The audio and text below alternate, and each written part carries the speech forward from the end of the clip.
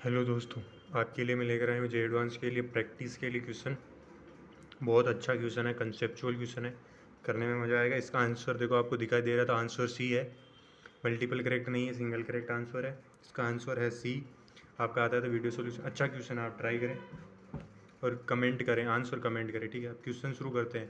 Question क्या बोल रहा है? A glass rod of diameter d1 is equals to 1.5 metre is inserted symmetrically into a glass capillary. देखो, एक ग्लास रोड है जिसका डायमीटर कितना दे दिया, 1.5 mm। ठीक है, उसको हमने एक ग्लास कैपिलरी ली है जिसका इनसाइड डायमीटर कैपिलरी के लिए कितना है? देखो, कैपिलरी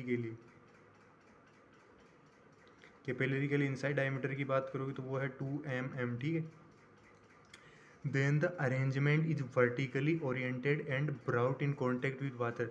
अब देखो, हमने एक ऐसा सा कुछ, देखो हमने क्या किया, एक कैपिलरी ली जिसका इनसाइड जो डायमीटर था वो कितना है, मान लो ऐसी कोई कैपिलरी है जिसका इनसाइड डायमीटर है 2 mm। ठीक, अब उसके अंदर मैंने 1.5 mm की एक ग्लास की रोड लगा दी, तो वहाँ पर एरिया बीचों बीच वो है। तो ऐसा समझ सकते हो कि देखो, ये कोई कैपिलरी थी जिसका ये जो डायमीटर था वो कितना था, 2 mm था। ठीक है, और उसके अंदर मैंने यहाँ पर 1.5 mm की एक ग्लास की रोड लगा दी। तो इस तरीके से अब पानी के अंदर जब इसे इंसर्ट करेंगे तो पानी इसके ऊपर की तरफ क्या करेगा, मूव करेगा। तो यहाँ पर इस वाले एरिया में क्या आएगा, पानी आएगा। इस तरीके से कुछ हो रहा है। ठीक है, to what height in centimetre will the water rise in the capillary. अब कैपिलरी के अंदर हमें बताना, देखो मैं बता रहा हूँ ऐसा क्या हो क्या रहा है। देखो, हमारे पास कुछ ऐसा हो रहा है कि ये कोई बीकर था पानी का, उसके अंदर हमने एक ऐसी कैपिलरी ली। ठीक है, ऐसी कैपिलरी ली है हमने, ऐसी कैपिलरी ली है। ठीक है, ये कोई कैपिलरी थी। अब इसके अंदर मैंने, इसके इनसाइड में मैंने यहाँ पर 1.5 mm की एक रोड लगा दी, 1.5 mm की एक रोड लगा दी। और ये रोड है तो यहाँ पर तो पानी जाएगा नहीं, क्योंकि ये तो क्या है, ठोस है, सॉलिड है। तो यहाँ पर अब तो पानी किस तरीके से जाएगा? तो पानी इस एरिया को कवर करेगा, पानी इस एरिया को क्या करेगा, कवर करेगा। और मान लो कोई हाइट एच तक इसके अंदर मूव कर जाता था, हाइट एच तक मूव कर जाएगा इसके अंदर, यहाँ तक इसके अंदर पानी था। तो ऐसा कुछ डायग्राम बन रहा है। ठीक है, ये वो सिनेरियो हमें गिवन है। हमें अब पूछा क्या गया, हमें ये हाइट पूछी गई है जिस हाइट तक ये कैपिलरी में राइज किया हो। तो देखो, हमारे पास कंसेप्ट क्या होता है कैपिलरी के अंदर। कैपिलरी के अंदर अगर आपको डायरेक्ट फार्मूला पता है तो आप उस तरीके से आप सोल्व नहीं कर पाएंगे, क्योंकि वो फार्मूला तब होता है जब मान लो आपके अंदर कोई कैपिलरी हो और उसके अंदर अगर पानी मूव करे तो हम जो फार्मूला पढ़ते हैं वो क्या पढ़ते हैं, height is equals to 2t cos theta upon r rho g. ये कब होता है, जब पूरा डायमीटर, अगर ये इसके अंदर रोड ना हो तो ये वाला हम फॉर्मूला यूज करके डायरेक्ट आंसर निकाल सकते हैं। लेकिन अगर रोड मैंने इंसर्ट कर दी तो आप ये फॉर्मूला नहीं लगा सकते, और यही क्वेश्चन इसको जेई एडवांस के लायक बना देता है। ठीक है, तो अब ऐसा कुछ हो रहा है। अब इसके अंदर कैसे फाइंड करते हैं, तो आपको फंडामेंटल कंसेप्ट पर जाना पड़ेगा जहाँ से हम ये फॉर्मूला ड्राइव करते हैं। और फॉर्मूला हम कहाँ से ड्राइव करते हैं, फॉर्मूला हम ड्राइव करते हैं M G is equals to force due to surface tension. ठीक है, ये वाला होता है, और यहाँ से हम ये पूरा फॉर्मूला क्या करते हैं, डिराइव करते हैं। तो एम जी के लिए क्या होता है, देखो एम जी क्या होता है, एम जी होता है मास, ये जो है तो एम क्या होता है, ये होता है mass of water, mass of water in capillary, जो कैपिलरी के अंदर है। ठीक है, कैपिलरी के अंदर जो पानी है उसका मास होता है एम। ये जो सरफेस टेंशन के कारण फोर्स कितना होता है, और ये जो फोर्स होता है वो होता है सरफेस टेंशन के कारण फोर्स, और वो कितना होता है, टी इंटू डिस्टेंस या लेंथ जिसके कॉन्टेक्ट में वो लिक्विड या फ्लूइड जो है वो आ रहा है। तो आगे सोल्व करते, देखो मैं मास को rho into volume into ji is equal to, इसको टेंशन इंटू मैं यहाँ पर क्या लिख सकता हूँ, सरफेस। अब ये सरफेस क्या होती है, ये वो वाली सरफेस होती है जिसके कांटेक्ट में हमारे पास जो गिवन लिक्विड है, इसके अंदर वाटर है, तो वाटर जिस जिस जितने सरफेस के कांटेक्ट में वो सारा सरफेस यहाँ पर, उसकी लेंथ हम यहाँ पर लिखते हैं रो इंटू वी जी। अब मैं रो इंटू इसको एरिया लिख दूँ, और हाइट कितनी है, एच है, तो एरिया इंटू एच क्या हो गया, volume into ji is equal to T into surface. अब देखो, अब इसको जब आप ऊपर से व्यू देखो, देखो आप सोच लो कि आप यहाँ पर हो और आप ऊपर से ऐसे समझ रहे हो, यहाँ पर एक ग्लास है और यहाँ से आप देख रहे हो, तो आपको क्या दिखेगा, आपको ये दिखेगा कि ये जो है ये कैपिलरी है, ये वाली कोई ऐसी कैपिलरी है जिसके अंदर यहाँ पर मैंने एक रोड डाल दी और यहाँ पर ये क्या है, सॉलिड है। आप ऐसा मान सकते हो। तो अगर मैं इसके एरिया की बात करूँ, जिस एरिया में पानी कवर है, एरिया में पानी इस तरीके से,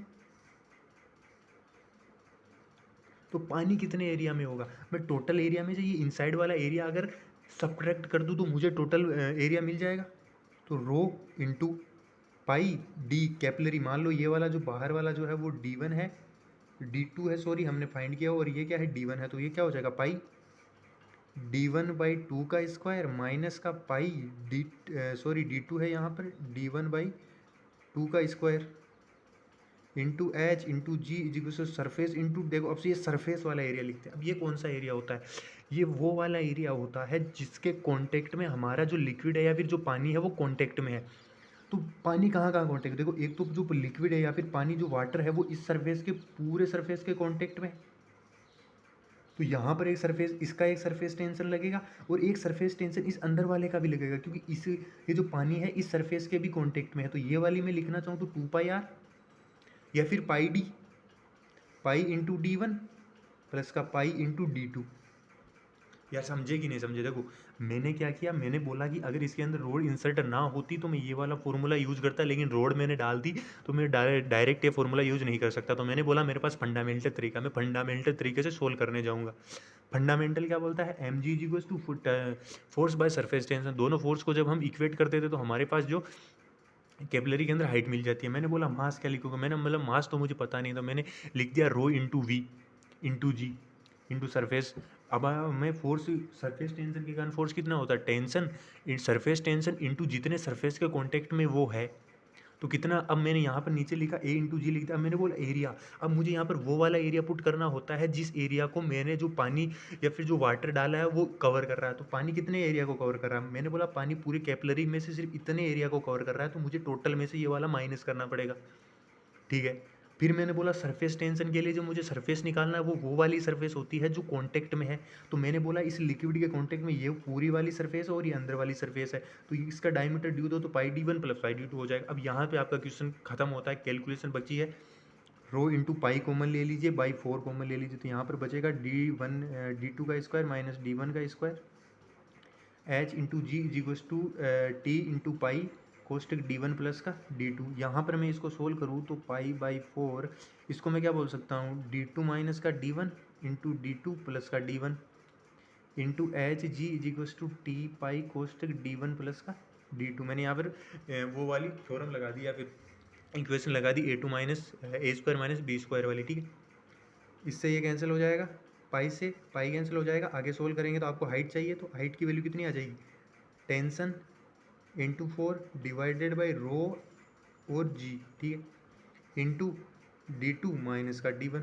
वैल्यूज पुट कर दीजिए, तो सरफेस टेंशन के लिए आपको वैल्यू कितनी दे रखी है क्वेश्चन में, 75 मिली न्यूटन। तो 75 into 10⁻³ into 4 divided by density की वैल्यू कितनी दे रखी है, 10⁻³ इंटू जी की वैल्यू दे रखी है 10, और D2 माइनस D1 की बात करोगे तो कितना दे रखा है आपको, देखो D2 2 है, ये 1.5 है, तो ये कितना हो जाएगा 0.5, और है तो 10⁻³ 10⁻³ ये हो जाएगा 10⁻³ से 10⁻³ कैंसिल हो जाएगा, यहाँ से ये कैंसिल हो जाएगा, ऊपर स्क्वायर लग गए, 5 का डिवाइड इसमें कितनी बार चला जाएगा 15, ऊपर कितना हो गया 60/10⁻³, यहाँ से ये कैंसिल हो जाएगा, तो ये मिल जाएगा 6 इंटू 10⁻², जिसे मैं बोल सकता हूँ 6 सेंटीमीटर, क्योंकि सारी यूनिट ऐसा ही यूनिट ही, तो 10 इंटू 6 सेंटीमीटर। तो इस तरीके से ये आपका आंसर आ जाता है। देखो ये एडवांस लाइक क्वेश्चन है, कौन सी चीज़ बनाती है, एडवांस पूछता क्या है, एडवांस वो वाली सारे केसेस पूछ लेता है जो हम कवर नहीं करते, और हम कौन से कवर हमने, देखो ये तो हमें पता है, अगर मुझे सीधी कैपिलरी दे तो मुझे पता है 2t cos θ अपॉन r रो जी है, लेकिन अगर मुझे इसके अंदर कुछ इंसर्ट करके दे दे तो मुझे नहीं पता कि किस तरीके से जाना, तो मुझे फंडामेंटल तरीके से जाना पड़ेगा, ठीक है। तो एडवांस लाइक इसे ये चीज़ एडवांस लाइक बना देती है। और कैपिलरी के बारे में एडवांस में बहुत सारे क्वेश्चन पूछे गए, हर दूसरे या तीसरे साल कैपिलरी के ऊपर क्वेश्चन पूछता ही है जेईई एडवांस। आप पीछे के PYQ आपने किए हैं तो आपको पता है कि कैपिलरी कितना इंपॉर्टेंट है, ठीक है। तो ये आपका क्या हो जाएगा, इसमें करना कुछ नहीं, आपको mg force into surface tension करना है, आप सरफेस टेंशन लिख लीजिए जिसके सरफेस में, और आप ये आपका आंसर सोल्व हो जाएगा। अच्छा क्वेश्चन है। मिलते हैं नेक्स्ट वीडियो।